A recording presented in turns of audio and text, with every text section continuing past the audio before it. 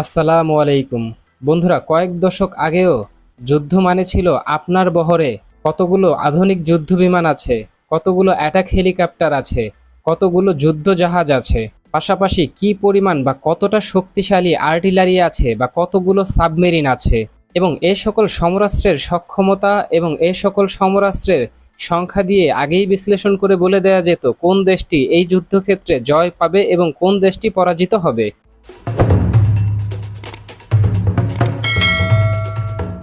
আধুনিক সমরাস্ত্রের পাশাপাশি ওই সময় এই হিসাবটাও করা হতো যে দীর্ঘমেয়াদী যুদ্ধে একটি দেশ কতটা শক্তিশালীভাবে যুদ্ধক্ষেত্রে শত্রুপক্ষের বিপক্ষে টিকে থাকতে পারবে। আর এই হিসাবটি যখন কষতে হতো তখনই সবার আগে হিসাব করতে হতো ওই দেশটির অর্থনৈতিক অবস্থা কতটা ভালো, কারণ অর্থনৈতিকভাবে দেশটি যতটা সবল এবং যতটা শক্তিশালী হবে সেই দেশটি ততটাই বেশি সময় নিয়ে যুদ্ধক্ষেত্রে টিকে থাকতে পারবে এবং যুদ্ধকালীন পরিস্থিতিতে বিপুল পরিমাণ অর্থ ব্যয় করে নিজের মিত্র দেশগুলো থেকে খুব দ্রুত সময়ে আধুনিক সমরাস্ত্র ইমার্জেন্সি ডেলিভারি নিতে পারবে।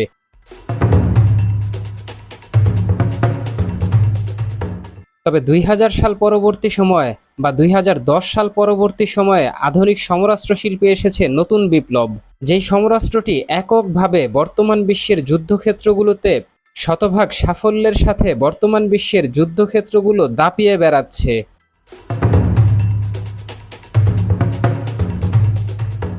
এমনকি পাল্টে দিয়েছে যুদ্ধকালীন অর্থনৈতিক হিসাব নিকাশ।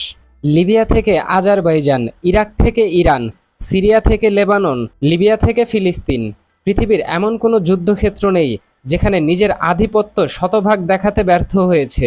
প্রতিটি যুদ্ধক্ষেত্রেই দেখিয়েছে নিজের কর্মদক্ষতা, দেখিয়েছে বিজয় কিভাবে ছিনিয়ে আনতে হয় এবং স্বল্প খরচে কিভাবে যুদ্ধ জয় করতে হয়।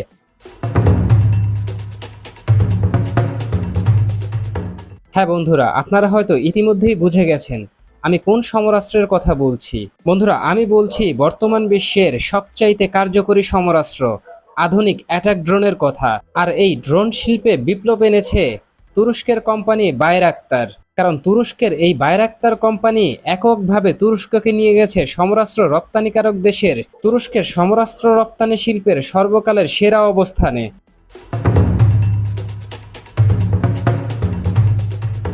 একটি সময় ছিল যখন কিনা তুরস্ককে আলোচনা করতে হতো তার মিত্র দেশগুলোর সাথে, সেই দেশগুলো থেকে তুরস্ক স্বল্প মূল্যে এবং স্বল্প সময়ে কি কি সমরাস্ত্র পেতে পারে।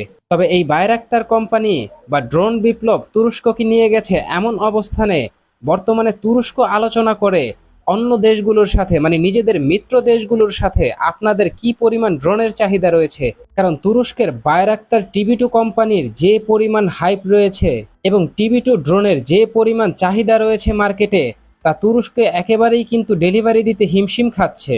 কেননা তুরস্কের তৈরি টিবি2 ড্রোন লিবিয়া, সিরিয়া, আজারবাইজান এবং ইউক্রেন রাশিয়া যুদ্ধে, এছাড়াও সর্বশেষ ভারত পাকিস্তান যুদ্ধে নিজের যে পরিমাণ সাফল্য দেখিয়েছে তার ধারের কাছেও নেই বর্তমান বিশ্বের সুপার পাওয়ারদের কোনো আধুনিক ড্রোন অথবা আধুনিক কোনো যুদ্ধ বিমান।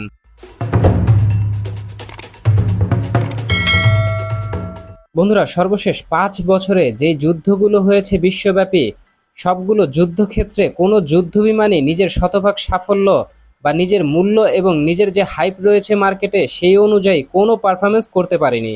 সেক্ষেত্রে আপনি আমেরিকার তৈরি F-16 অথবা ফ্রান্সের তৈরি ড্যাসল্ট রাফায়েলের কথাই ধরে নেওয়া যাক, এবং রাশিয়ান যুদ্ধবিমান মানে Su-30 বা Su-35, এই যুদ্ধবিমানগুলো তো পাকিস্তানের কাছে প্রতিনিয়তই নাকানি চুবানি খাচ্ছে, নিজের দাম বা মান অনুযায়ী, সক্ষমতা অনুযায়ী নিজের সাফল্য দেখাতে পারছে না।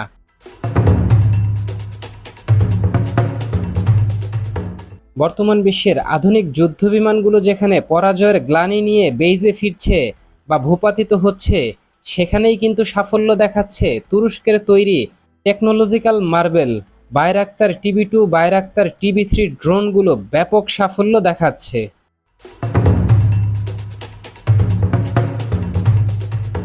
বন্ধুরা, গুরুত্বপূর্ণ এই বিষয়টিকে কেন্দ্র করে এই জায়গায় বলে রাখা ভালো, একটি সিঙ্গেল ইঞ্জিন আধুনিক যুদ্ধবিমানের দাম যেখানে 50 থেকে 80 মিলিয়ন ডলার, ঠিক তার বিপরীতে তুরস্কের তৈরি একটি টিবি2 বা একটি টিবি3 ড্রোনের মূল্য মাত্র 5 থেকে 7 মিলিয়ন ডলার, এবং যুদ্ধক্ষেত্রে এই 5 থেকে 7 মিলিয়ন ডলারের অত্যন্ত সাশ্রয়ী যে ড্রোনগুলো রয়েছে, এইগুলো কিন্তু মিলিয়ন মিলিয়ন ডলারের বা শত মিলিয়ন ডলারের আধুনিক যে যুদ্ধ বিমানগুলো রয়েছে সেগুলোকে সমানে সমানে টেক্কা দিচ্ছে।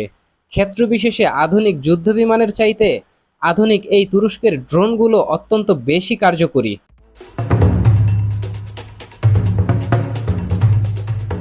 বন্ধুরা, তুরস্কের তৈরি এই TB2 ড্রোনের সক্ষমতা সম্পর্কে যদি আমি আরও স্পষ্ট একটি ধারণা দেই, তাহলে আপনাদের বুঝতে হয়তো আরও অনেকটাই সহজ হবে। বন্ধুরা, ইসরায়েলের মতো অত্যন্ত শক্তিশালী এয়ার পাওয়ারযুক্ত একটি দেশ যখন সিরিয়ার অভ্যন্তরে কোনো অভিযান পরিচালনা করে, তখন তারা রাশিয়ার সাথে যোগাযোগ করে তারা রাশিয়াকে আগেই জানিয়ে দেয় আপনাদের S-300 অথবা S-400-এর যে আকাশ প্রতিরক্ষা ব্যবস্থাগুলো রয়েছে সেইগুলোকে তারা সরাসরি ডিঅ্যাক্টিভ করে রাখার জন্য রাশিয়াকে অনুরোধ করে। অথচ তারা মিশন পরিচালনা করতে যায় আমেরিকার তৈরি F-18, F-16 এবং F-35-এর মতো আধুনিক যুদ্ধ বিমানগুলো নিয়ে। এখন একবার চিন্তা করে দেখুন, ইসরায়েলের মতো দেশ F-35 অথবা F-16-এর মতো যুদ্ধ বিমান নিয়ে গিয়েও রাশিয়াকে অনুরোধ করে যে আপনারা আপনাদের এই আকাশ প্রতিরক্ষা ব্যবস্থাগুলোকে অফ করে রাখুন। এখন দেখুন, লং রেঞ্জের এই আকাশ প্রতিরক্ষা ব্যবস্থাগুলোর যদি কোনো ধরনের সক্ষমতা না থাকতো, তাহলে ইসরায়েলের মতো কোনো দেশ কখনোই কিন্তু রাশিয়াকে তাদের আকাশ প্রতিরক্ষা ব্যবস্থাকে ডিঅ্যাক্টিভ করে রাখতে কখনোই বলতো না।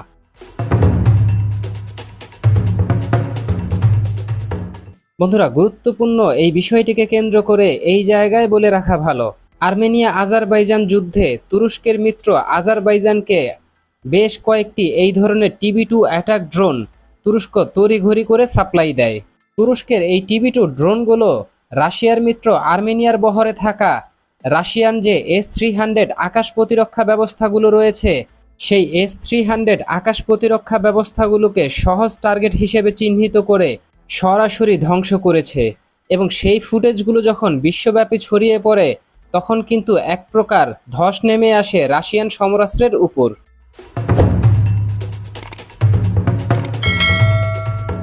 এখন দেখুন, তুরস্কের ড্রোনগুলোর সহজ টার্গেট হিসেবে ইউক্রেন রাশিয়া যুদ্ধে আবারও কিন্তু খোদ রাশিয়ার ভূখণ্ডে থাকা রাশিয়ার যে S-300 আকাশ প্রতিরক্ষা ব্যবস্থাগুলো রয়েছে সেইগুলোও কিন্তু পরিণত হয়। কারণ তুরস্ক ইউক্রেনের কাছেও বেশ কিছু ড্রোন বিক্রি করেছে, আর যেই ড্রোনগুলো কিন্তু সরাসরি ইউক্রেন রাশিয়া যুদ্ধক্ষেত্রে ইউক্রেনের পক্ষ থেকে রাশিয়ার উপর সরাসরি ভয়ঙ্কর তাণ্ডব চালায়।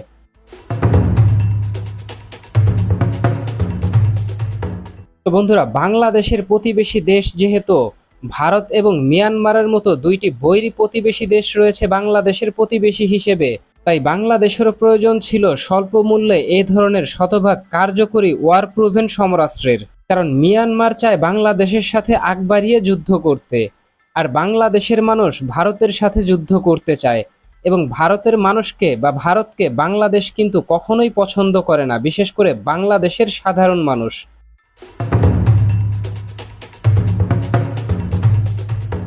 বন্ধুরা, ভারতের যে কর্মকাণ্ড এবং বাংলাদেশের উপর ভারতের যে প্রভাব বিস্তার করা এবং ভারতের যে বাংলাদেশের উপর সম্পূর্ণ নিয়ন্ত্রণ রাখার যে নোংরা রাজনীতি, এই রাজনীতি দেখে কিন্তু বাংলাদেশের সাধারণ মানুষ বহু আগে থেকেই ভারতের উপর অতিষ্ঠ হয়ে আছে, যার এক ঝলক দেখা গিয়েছে কিন্তু 2025 সালেই।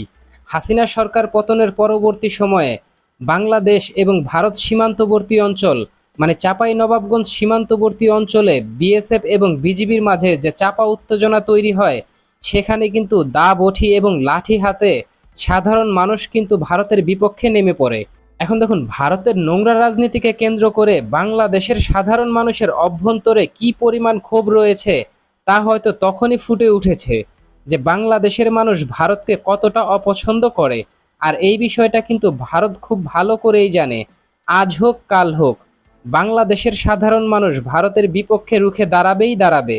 আর গুরুত্বপূর্ণ এই বিষয়টিকে কেন্দ্র করে ভারত কিন্তু পলিটিক্যালি বাংলাদেশকে নিজেদের হাতে রাখার জন্য বাংলাদেশের রাজনৈতিক দলগুলোকে ম্যানেজ করে রাখে।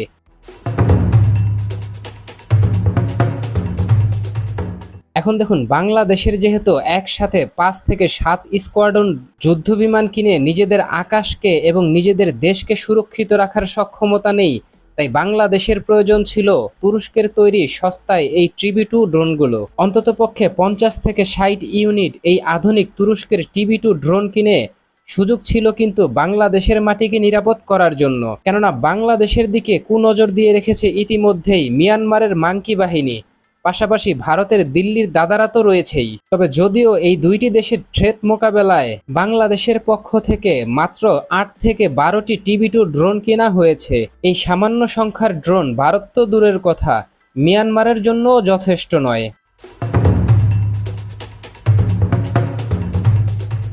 যদিও বাংলাদেশের মানুষ দীর্ঘদিন অপেক্ষায় ছিল বাংলাদেশ কবে আধুনিক যুদ্ধবিমান কিনবে, তবে বাংলাদেশ যখন আধুনিক যুদ্ধবিমান না কিনে তুরস্কের তৈরি আধুনিক এই TB2 ড্রোন কিনে তখনও কিন্তু কিছুটা স্বস্তি পেয়েছিল। ভেবেছিল এই ড্রোনের মাধ্যমে হয়তো মিয়ানমার এবং ভারতের মতো দেশগুলোকে কাউন্টার করতে পারবে বাংলাদেশ। তবে কোনো এক অদৃশ্য কারণে আধুনিক যুদ্ধবিমান প্রকল্প যেমন থেমে যায়, ঠিক একইভাবে মাত্র 8 থেকে 12টি এই অ্যাটাক ড্রোন আসার পরে তুরস্ক থেকে আরও অধিক সংখ্যক TB2 ড্রোন অথবা TB3 ড্রোন কিনবে কিনা বাংলাদেশ, সে ধরনের দীর্ঘদিন যাবৎ কোনো আপডেট নেই।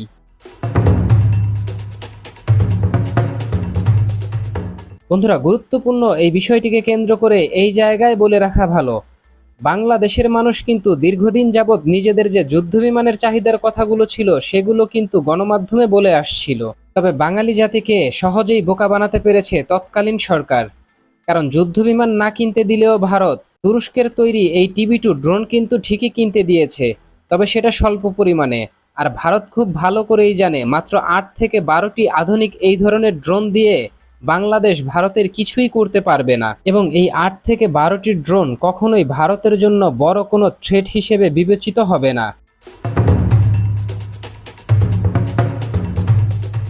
তবে বাংলাদেশের জন্য এই মুহূর্তে রয়েছে বিশাল এক সুযোগ, কারণ তুরস্কের প্রতিরক্ষা মন্ত্রী বাংলাদেশের অন্তর্বর্তীকালীন সরকারকে প্রস্তাব দিয়েছে তারা বাংলাদেশে তুরস্কের বিভিন্ন সমরাস্ত্র তৈরির কারখানা ওপেন করতে চায় এবং সেখানে বিভিন্ন সমরাস্ত্র উৎপাদন করতে চায়। ক্ষেত্র বিশেষে বহু সমরাস্ত্রের টেকনোলজি ট্রান্সফার করবে তারা বাংলাদেশের কাছে, যদি বাংলাদেশ এই বিষয়ে আগ্রহ দেখায়। তো বন্ধুরা, তুরস্কের এই আধুনিক ড্রোন আরও বেশি সংখ্যকভাবে ক্রয় করা সম্পর্কে আপনি কি ভাবছেন? এবং বাংলাদেশের যেহেতু যুদ্ধবিমান আসছে না, তাই এই গ্যাপ ফিল আপ করার জন্য তুরস্কের এই আধুনিক TB2 ড্রোন কেনাকে আপনি কতটা যুক্তিসঙ্গত মনে করছেন?